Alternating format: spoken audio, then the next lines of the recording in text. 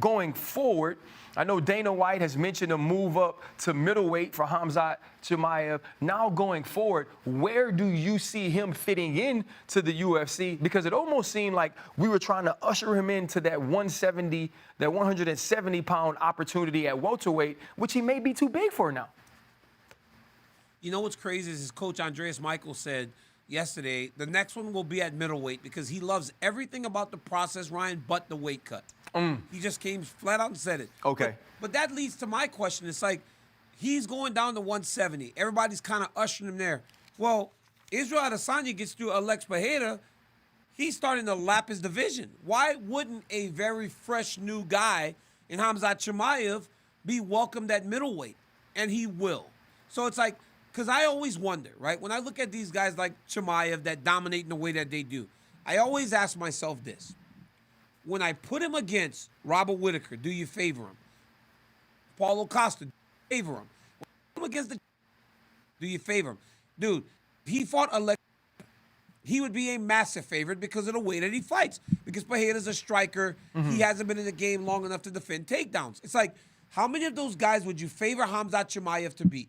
And when you answer that question, it's many of them. Right. Because of his fighting style. And we saw it on full display with Kevin Holland, who at one point was in the top 10 at middleweight. So the guy is a very viable contender. I mean, right now you just take him out of welterweight, where he's the number 3 guy in the world, and you drop him in the middleweight, and he's probably somewhere in the top 10 right now. Yeah. So he could compete there. He's very good there. It's just a matter of convincing a guy when they've had that much success at one weight class that he needs to go up. And we've talked about this now, RC. We've waxed poetic for 5 minutes. We haven't even talked about the fight. Right. We haven't even talked about what he did in the actual fight to Kevin Holland, because we have seen high-level middleweights beat Kevin Holland. Marvin Vettori, we've seen Derek Brunson beat him, but no one did to Kevin Holland what Khamzat Chimaev did the other day. It was a complete wipeout. DC, you know what else I don't talk about? The sun coming up. You know why? Because as long as I'm alive, the freaking sun comes up, DC. At some point, if it's even raining, I know it's daytime, DC. At some point, the morning comes. Just like we all knew that fight was going to be taken to the ground and Khamzat Chimaev was going to win that way. And please don't sell me on that, oh, it's a fight game, RC, and you got to let the fights happen. And you don't know. It was dominant, DC. And we know. RC, you could not think it was that clear, right?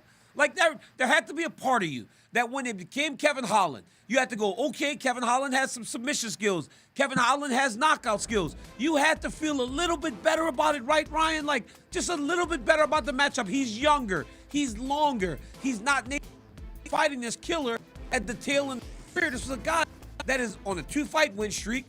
Fantastic down the weight class. Like, you had to think, Ryan, that there was some sort of chance for him. DC, why did he move down, DC? Because he was fighting wrestlers that were bigger than him, that were dominating him on the ground, right? His wrestling was not, he admitted it. He said he had to go work on it. There have been people that have invited him to all of these different camps so he can learn to wrestle. And he fought probably the most, maybe other than like Islam Makhachev at 155, he fought maybe the most dominant wrestler in the welterweight class who's actually a middleweight. It's just a continuation of what we were seeing anyway, DC. And you're going to sit here and tell me you thought it was going to be different? Come on, DC. Don't do that. Don't do that, bro. Hey, my boy RC feel disrespected. RC, you feel played? It looked like you feel played a little bit. DC, I